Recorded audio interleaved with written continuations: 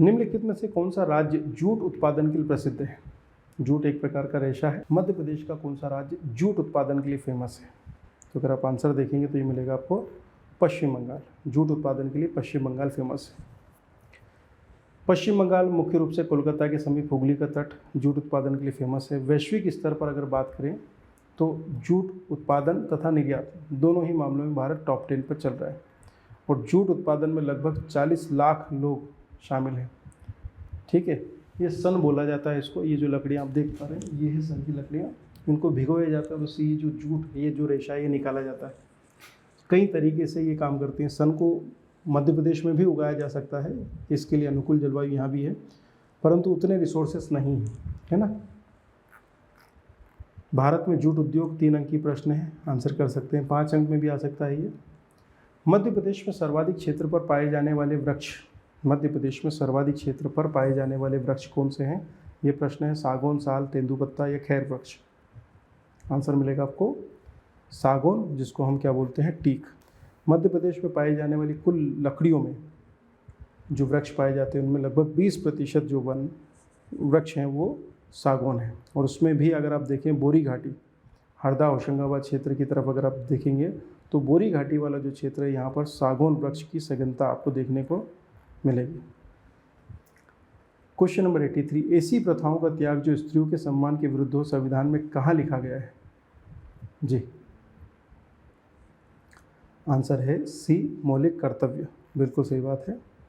फिर वही मुख्य परीक्षा का पेपर नंबर 2 उसके अंतर्गत पार्ट बी और उसमें मानव संसाधन विकास के अंदर ये जो टॉपिक है उसमें महिलाओं संबंधी मुद्दे, महिलाओं को संरक्षण दिए जाने के संवैधानिक प्रावधान, उसमें मौलिक अधिकार, नीति निर्देशक तत्व और ये हो गया मौलिक कर्तव्य। और मौलिक कर्तव्य की अगर बात करें तो आपको देखेंगे भारतीय संविधान का अनुच्छेद 51 का, ठीक है, प्रत्येक भारत के नागरिक का यह कर्तव्य होगा कि भारत के सभी लोगों में समरसता और समान भातृत्व की भावना का निर्माण करें, जो धर्म, भाषा और प्रदेश या वर्ग पर आधारित सभी भेदभावों से परे हो। ऐसी प्रथाओं का त्याग करें जो स्त्रियों के सम्मान के विरुद्ध है। ये मामला, ऐसी प्रथाओं का त्याग करें जो स्त्रियों के सम्मान के विरुद्ध है, भारतीय संविधान का अनुच्छेद 51 क, ठीक है, महिला एवं बाल विकास मंत्रालय, भारत सरकार द्वारा। ठीक भैया, मौलिक कर्तव्य के बारे में आपको जानकारी है। सरदार स्वर्ण सिंह समिति की सिफारिशों के आधार पर 42वें संविधान संशोधन अधिनियम 1976 के तहत मौलिक कर्तव्य को लिया था हमने पूर्व सोवियत संघ से प्रेरित होकर, और इसे भारतीय संविधान के भाग 4 क में अनुच्छेद 51 क के तहत रखा था। और उसमें फंडामेंटली 10 मौलिक कर्तव्य थे जिनकी संख्या बाद में बढ़ाई गई। ठीक, अब कितनी संख्या हो गई है? 11।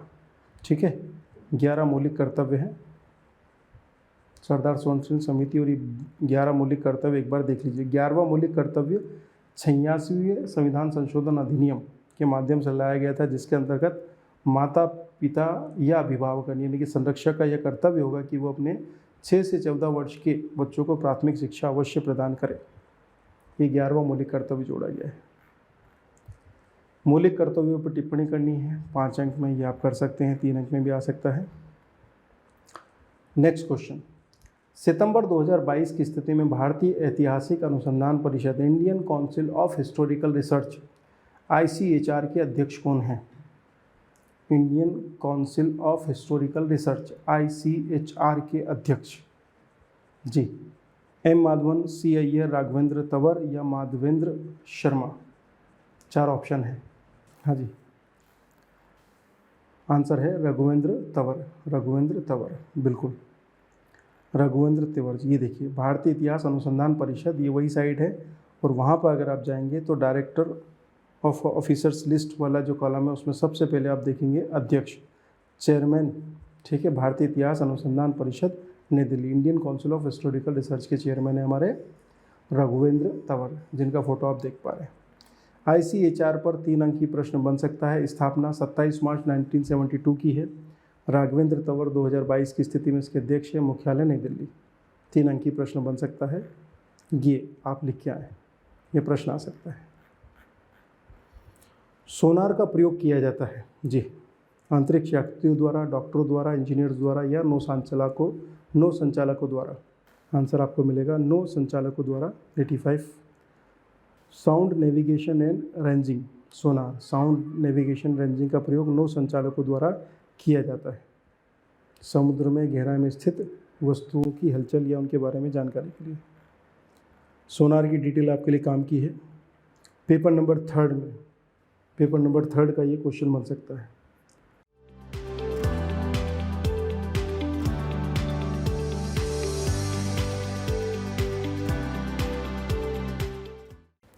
आर्थिक विकास सामान्यतः युग्मित होता है।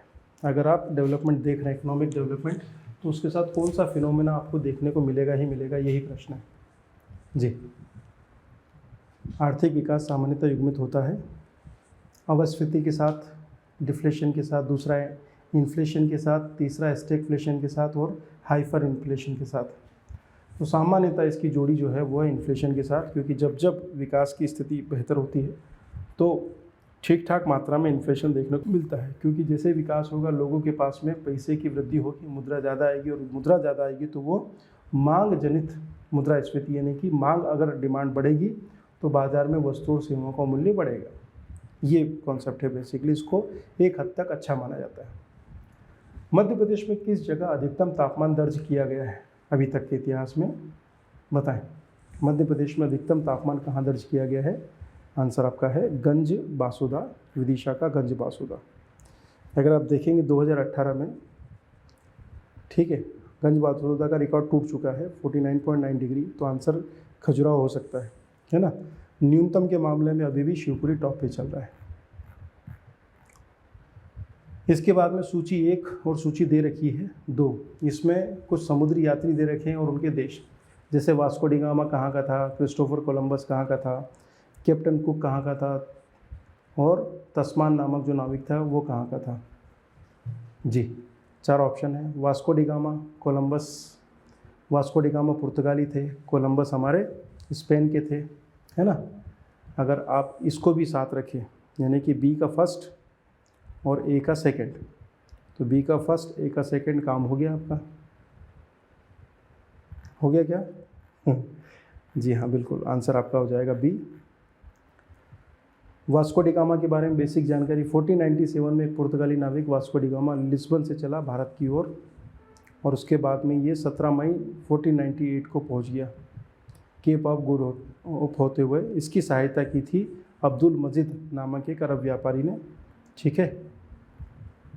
बस इसके बाद में ये है हमारा वास्को डी गामा, अब्दुल मजीद के साथ पहुंच गया था मालाबार तट, ठीक है। हाँ, ये है यात्रा मार्ग। और अफ्रीका का जो दक्षिणी भाग है वो है केप ऑफ गुड होप। पुर्तगाल की राजधानी लिस्बन से चला था, यहाँ तक तो पहले भी पहुँचा जा चुका था। फिर इसके बाद में ये मुंबासा पहुँचा और मुंबासा से फिर कालीकट इंडिया। इसके बाद दूसरा नाम है, अच्छा, वास्को डी गामा भी 3 अंक की प्रश्न बन सकता है। फिर है हमारा कोलंबस। 1492 में स्पेन का कोलंबस भारत की खोज हेतु निकला, परंतु कहाँ पहुँच गया? अमेरिका, ठीक है। उत्तर अमेरिका के पास स्थित वेस्ट इंडीज़ द्वीप समूह को खोज बैठा। हालांकि अमेरिका का नाम जो है एक अन्य नाविक अमेरिकी वेस्पुची के नाम पर पड़ा है। कोलंबस के बारे में बताइए। स्पेनिश नागरिक था, 1492 में स्पेन से चला था, अमेरिका की खोज कर ली भाई ने। ये इसका यात्रा मार्ग था।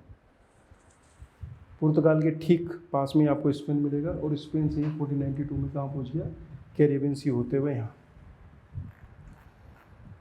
कैप्टन कुक की बात करें तो ब्रिटिश रॉयल सेना का नाविक था कैप्टन कुक, और इसने ऑस्ट्रेलिया पहुंचने के मार्ग की खोज की थी। ध्यान दीजिएगा, वहाँ जाइए, वो हो जाएगा आपका ब्रिटेन, ब्रिटेन से फिर चलेगा केप ऑफ टाउन, फिर यहाँ से पहुंचेगा ऑस्ट्रेलिया, ऑस्ट्रेलिया की खोज, और उसके बाद फिर ये पूरा चक्कर लगाने वाला मामला। तो ये है ऑस्ट्रेलिया की खोज वाला मार्ग, ठीक है, कैप्टन कुक का फर्स्ट मार्ग भैया, बहुत बढ़िया। तो ये इस तरह से चला था, पहले यहाँ से चला दक्षिण अमेरिका, दक्षिण अमेरिका से होते हुए फिर ये ऑस्ट्रेलिया पहुँचा, ऑस्ट्रेलिया से फिर इंडियन ओशन में होते हुए Cape of Good Hope, Cape of Good Hope से फिर ब्रिटेन। ये यात्रा मार्ग है, इसका ध्यान रखिएगा। जबकि जो हमारा वास्को डी गामा था वो ऐसे चला था, भारत पहुँचा, कोलंबस सीधा चला। ये 3 रास्ते ध्यान दीजिएगा। हॉलैंड का है एबेल तस्मान, वर्तमान तस्मानिया वॉन डिमस लैंड तथा न्यूजीलैंड की पहुँचने का मार्ग इसी ने खोजा था।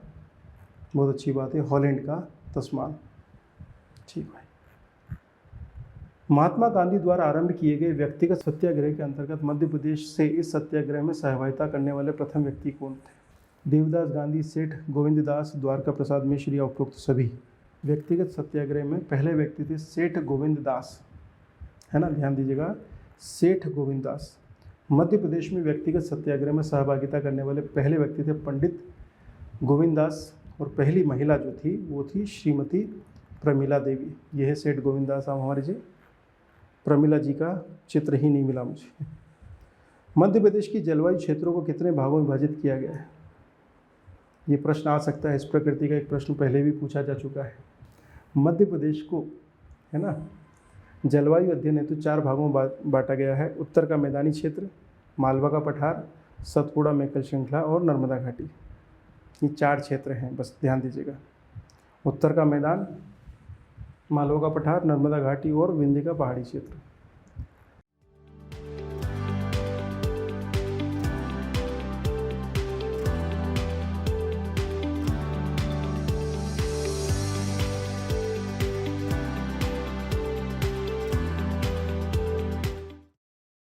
कोई भी सपना साकार करने के लिए सबसे जरूरी है सही कोच का होना। चुनिए आनंद सुपर 100 को और करें अपने MPPSC एंड गवर्नमेंट एग्जाम्स का सपना साकार। Download the app now.